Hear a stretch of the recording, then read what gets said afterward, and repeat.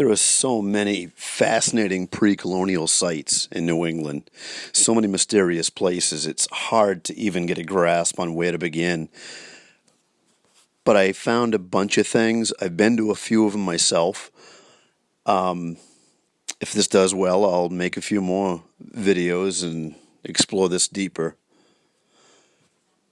But there's, just like Stonehenge, there's areas like that all over New England. There's areas that are thousands of years old that were from Druids or Rosicrucians or somebody.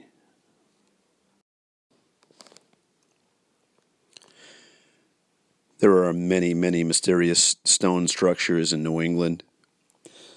There's also been giants' bones found. Some people will say that some of these structures are made by Native Americans. Some may have been, but there's many that haven't been. If you've never heard of Scott Walter, look him up. He looks into this stuff a lot. He's really cool to watch. He had his own show for a while. But I've been to a few of these sites, and they're pretty fascinating, like Dighton Rock, right here, is one of them. Dighton Rock has now been housed. It's been put into a building that you can only see it at certain times of the year. That's in Dighton, obviously. This is the location of all the giants' bones that have been found. This is America's Stonehenge, as it's known, in New Hampshire. It also has man-made cave-like chambers that you can see the equinox through. This is quite an elaborate setup, even more than Gunjiwamp. It's very interesting, obviously not Native American, probably at least 2,000 years old. Very mysterious. This is Gunjiwamp in Groton, Connecticut. There's been some carbon datings done to it that puts it at least 2,000 years old. It's very close to a town where giants' bones have been found. It has a few different cave-like sites that you can see the equinox through. This has obviously not been done by Native Americans. Possibly the Rosicrucians, but I don't think anybody really knows as of yet. That they are pre-colonial and that they were actually constructed by indigenous peoples. The construction of such stone walls was actively done by farmers in New England starting in the early 1800s, basically as a result of laws requiring fencing for animals and property lines. Many of the stone walls constructed by farmers actually had split rail fences built on top of them to raise the height to required levels.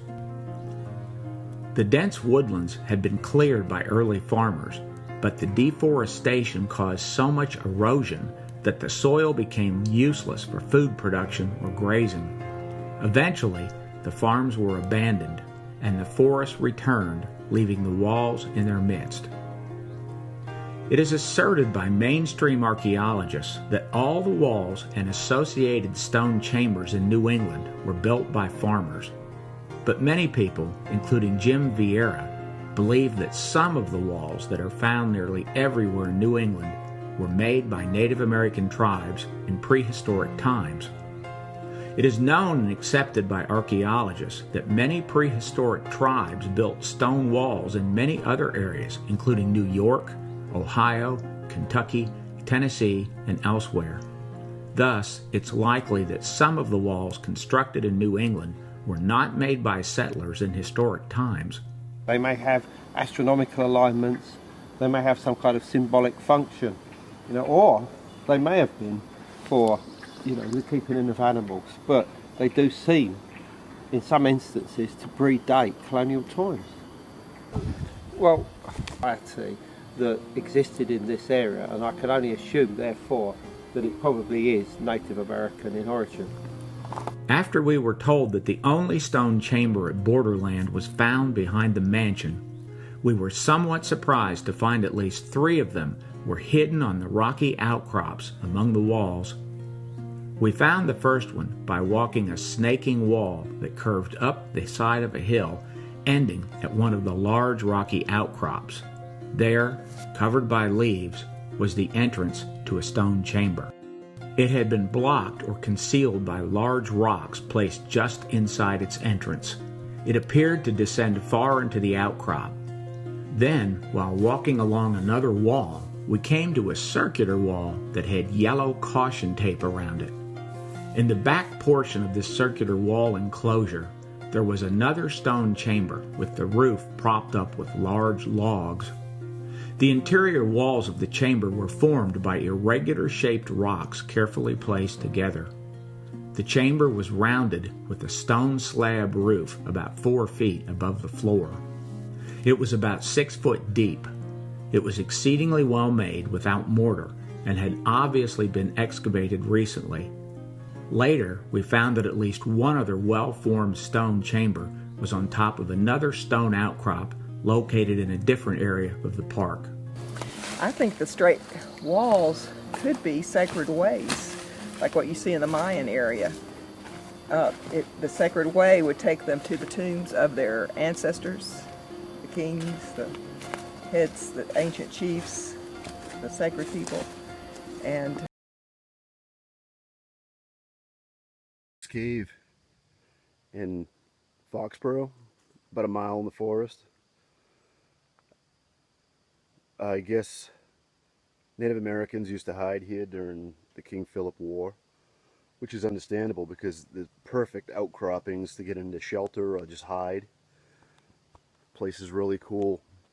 Along the trail, Cub Scouts, Boy Scouts, Girl Scouts used to camp out here back, I believe, in the 40s through the 70s.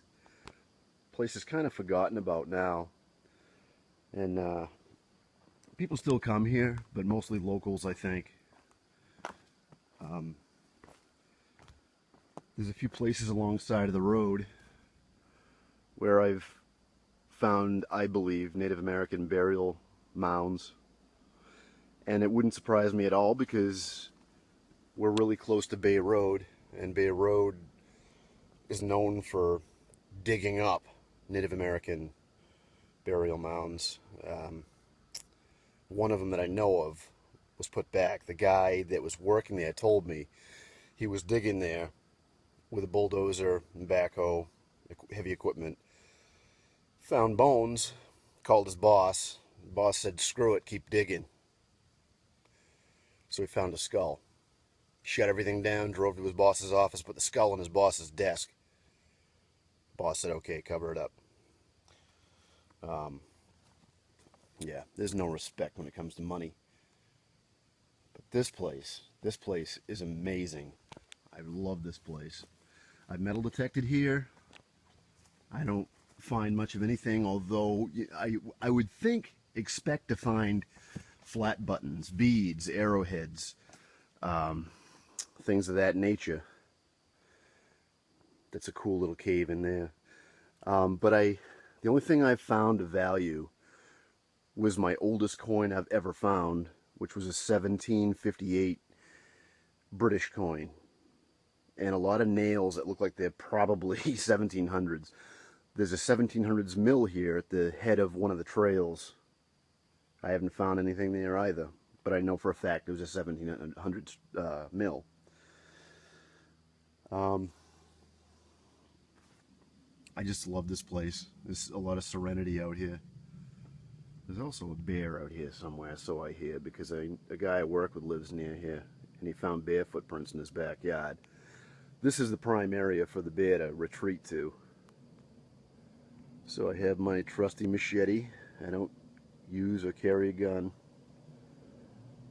No need to. There's enough people out there with guns. I have nothing against guns. I just don't personally use them. I'm going to see if I can't hold my phone and climb up on the rocks, but I'm going to try to climb up and show you some views from up on the rocks. I made it. I'm up on the rocks. And it's friggin' so cool up here.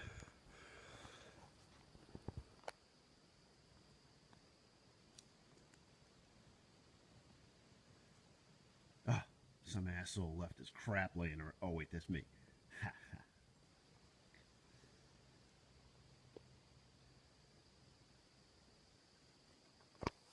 Yeah, this place is friggin' pure serenity. Just a friggin' awesome place. I personally can almost feel the spiritualness of this place. If you know, not everybody's tuned into that kind of thing. Unfortunately, the world would probably be a better place if they were. Because I think it goes hand in hand with respect and mindset. But yeah, this place makes me happy.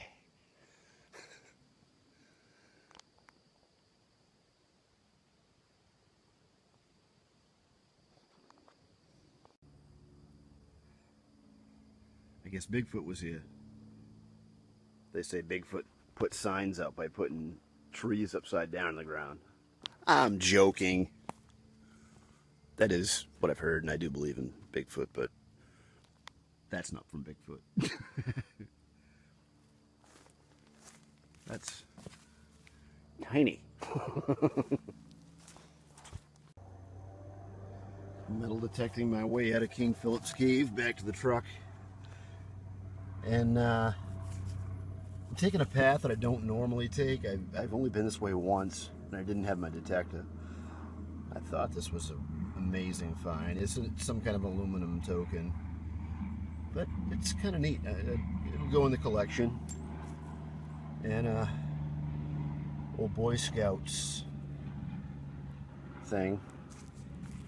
So, you know, they were up here, like I said, from probably the 50s to the 70s, 40s to the 70s, I don't know, maybe even early 80s. But